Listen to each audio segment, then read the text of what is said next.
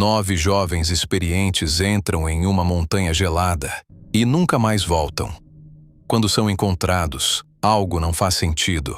A tenda rasgada, de dentro para fora. O que faria alguém fugir, quase sem roupa, para a morte certa no frio? Venha entender mais um caso no Arquivo Oculto.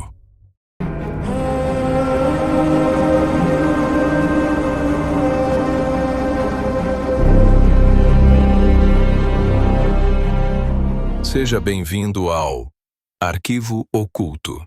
Antes de começarmos, não deixe de curtir e aproveite para se inscrever e receber mais dos nossos conteúdos.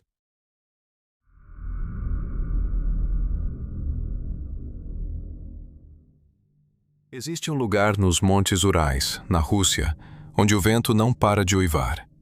Uma encosta íngreme, coberta por neve que nunca derrete completamente, onde as temperaturas caem a 40 graus negativos e o horizonte desaparece numa muralha branca de nevasca. Os habitantes locais, o povo Mansi, chamam aquela montanha de Kholat Syakhl. Em sua língua ancestral, isso significa Montanha dos Mortos. Eles nunca sobem até lá. Nunca. Não por superstição vazia, mas por um respeito visceral transmitido de geração em geração. Como se a montanha guardasse algo que os vivos não deveriam testemunhar. Em fevereiro de 1959, 10 jovens soviéticos ignoraram esse aviso silencioso. 9 deles nunca voltaram para casa. Igor Dyatlov tinha 23 anos e olhos que brilhavam quando ele falava sobre montanhas. Era estudante de engenharia rádio na Universidade Técnica dos Urais, em Sverdlovsk. E era o tipo de pessoa que transformava um grupo de desconhecidos numa família com apenas algumas horas de caminhada. Ele já havia liderado diversas expedições de esqui nas montanhas, e esta seria sua mais ambiciosa. O grupo que ele reuniu era composto por 10 pessoas ao total. Zinaida Kolmogorova, 22 anos, conhecida pela gargalhada contagiante. Rustem Slobodin, 23, forte e confiante. Yuri Doroshenko e Yuri Krivonichenko, amigos inseparáveis. Nikolai Thibaut Brignoli, filho de um engenheiro preso durante o stalinismo. Lyudmila Dubinina, 20 anos, a mais jovem das mulheres, apaixonada por canto folclórico. Alexander Zolotaryov, o mais velho de todos, com 38 anos, veterano da Segunda Guerra Mundial e uma figura um tanto enigmática no grupo. E Semyon Zolotaryov, que todos chamavam simplesmente de Sasha. O 10º membro, Yuri Yudin, seria forçado a abandonar a expedição no início da viagem por causa de dores no joelho. Essa decisão lhe salvaria a vida, e ele carregaria o peso desse acaso pelos 59 anos seguintes, até sua morte em 2013, sem nunca conseguir uma resposta definitiva sobre o que aconteceu com seus amigos. A União Soviética de 1959 vivia sob uma tensão peculiar. Stalin havia morrido 6 anos antes, e Nikita Khrushchev conduzia o país por um período chamado de degelo, uma tentativa tímida de humanizar o regime sem desmantelá-lo. O país havia lançado o Sputnik 2 anos antes, prova viva de que a corrida espacial era uma batalha ideológica tanto quanto tecnológica. Jovens universitários como Igor e seus amigos eram a vitrine do sistema. Saudáveis, corajosos, patriotas. A prática de esportes radicais de inverno era incentivada pelo Estado como símbolo de vigor soviético. A expedição ao Otorten, a montanha que era o destino original do grupo, estava dentro de um espírito completamente aceito pela sociedade da época. Esses jovens eram o que havia de melhor na URSS, e ninguém imaginava que a neve os engoliriam para sempre. A expedição partiu de Sverdlovsk no dia 25 de janeiro de 1959. Os primeiros dias foram de trem e caminhão, atravessando paisagens que iam se tornando progressivamente mais selvagens, mais silenciosas, mais frias. Nos diários e fotografias que deixaram para trás, é possível sentir a euforia do grupo. Risos em poses forçadas para a câmera, brincadeiras escritas com letra apressada nos cadernos, o cheiro imaginado de pão assado numa estalagem de beira de estrada. No dia 28 de janeiro, chegaram ao vilarejo de Vizay, o último ponto de civilização antes do deserto branco. Dali em diante, seriam apenas eles, a neve e o silêncio. Yuri Yudin se despediu com abraços longos, e o grupo seguiu em frente. As fotos tiradas naquele dia mostram rostos sorridentes, mochilas pesadas, botas grossas. Nenhuma sombra de presságio. Nos dias seguintes, o grupo avançou por uma floresta densa, onde os pinheiros formavam uma abóbada sombria sobre a neve. As temperaturas caíam mais a cada noite. Nos diários, Igor descreve o rangido da neve sob os esquis, a beleza brutal das árvores cobertas de gelo, a satisfação do corpo exausto entrando num saco de dormir quente. No dia 1º de fevereiro de 1959, o grupo montou acampamento na encosta da montanha conhecida como Kholat Syakhl. Não era o destino original, mas o clima havia piorado e a decisão foi acampar ali, subir pela manhã e depois descer até uma região mais segura. Foi a última decisão que Igor Dyatlov tomaria como líder de uma expedição viva.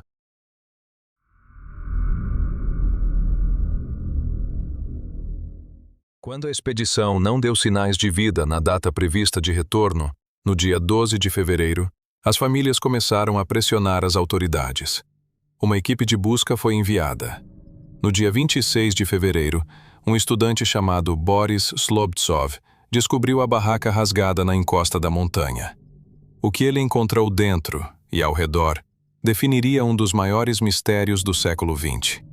A barraca havia sido cortada por dentro, não rompida pela neve, não rasgada pelo vento, mas deliberadamente cortada de dentro para fora, como se os ocupantes precisassem fugir com urgência desesperada, sem tempo ou sanidade para usar a entrada normal. Os pertences do grupo estavam intactos.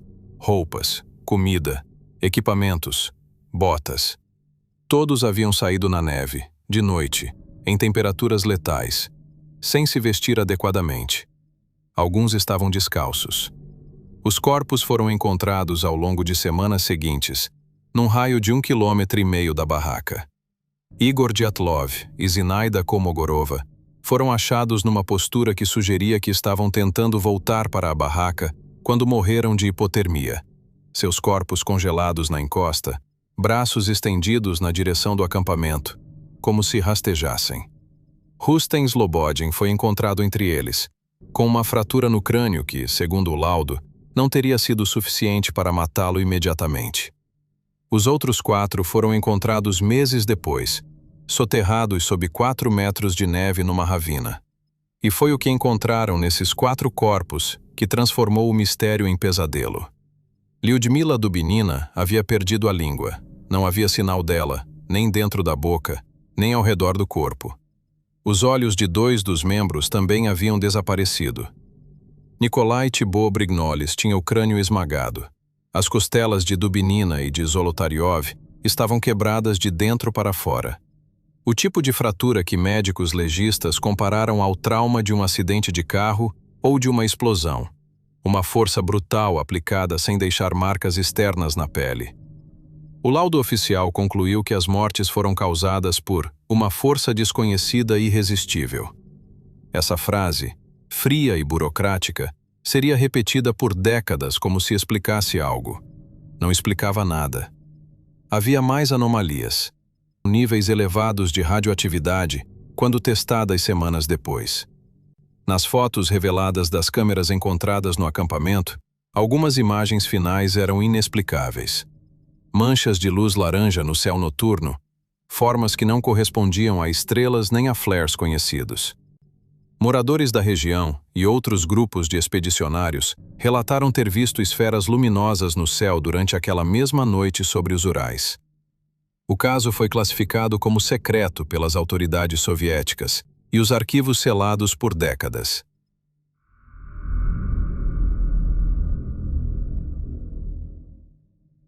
A primeira teoria que surgiu, e a mais persistente no imaginário popular, é a dos experimentos militares secretos. Os Montes Urais eram, em 1959, uma região sensível para a União Soviética. Instalações nucleares, testes de mísseis, projetos classificados espalhados por aquela vastidão gelada.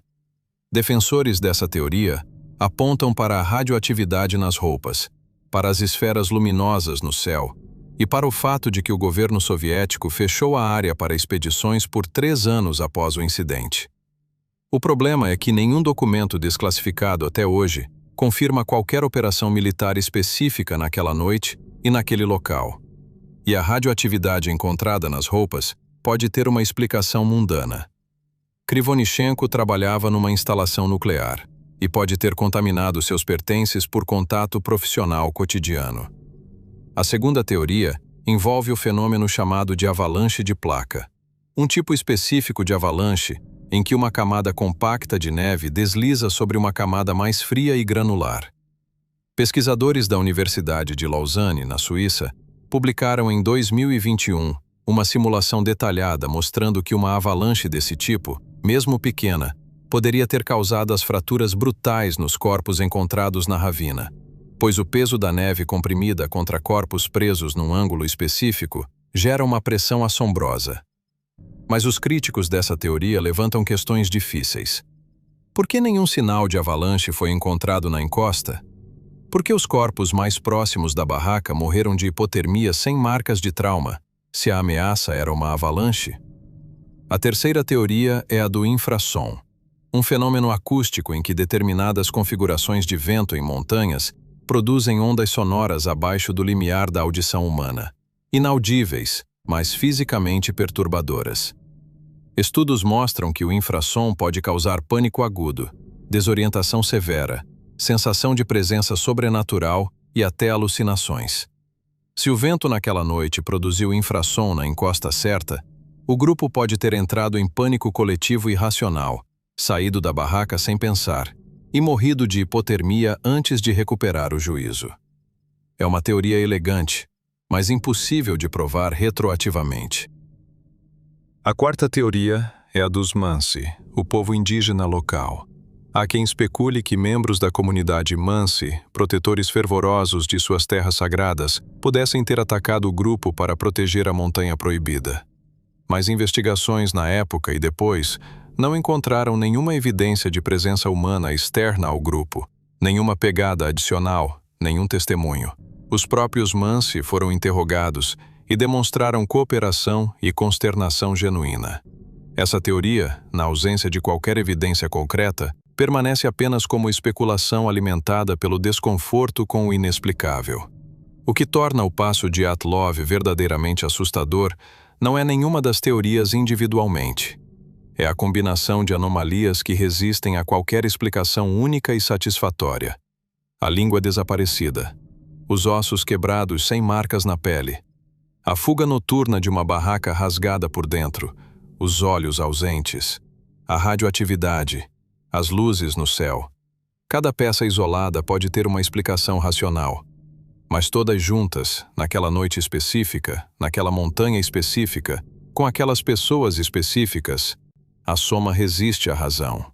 Em 2019, 60 anos depois da tragédia, as autoridades russas reabriram oficialmente o caso. A conclusão, anunciada com pompa, foi avalanche.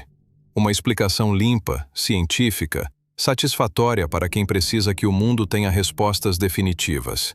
Mas os pesquisadores independentes, os familiares sobreviventes e qualquer pessoa que leu os laudos originais com atenção, sabe que essa conclusão deixa mais perguntas abertas do que fecha. A língua de Lyudmila Dubinina não foi explicada. As fraturas internas sem traumas externos não foram explicadas. A radioatividade não foi explicada. Talvez a verdade mais incômoda sobre o passo de Dyatlov seja esta. Há coisas que acontecem no mundo que não encontram explicação. Não porque sejam sobrenaturais, mas porque os rastros se perderam na neve. Os arquivos foram destruídos ou jamais existiram. E os únicos testemunhas estão enterrados sob 4 metros de gelo numa ravina dos Urais. A Montanha dos Mortos guardou seu segredo. E talvez seja isso que os Mansis sempre souberam. Que existem lugares no mundo onde a pergunta "o que aconteceu?" não recebe resposta. Onde o silêncio é a única coisa que sobrevive. Igor Dyatlov e seus companheiros subiram aquela encosta com mapas, bússolas e a confiança inabalável da juventude. O que eles encontraram no topo, ninguém sabe. E essa ignorância, 65 anos depois, ainda dói como o frio de uma noite de fevereiro nos Urais.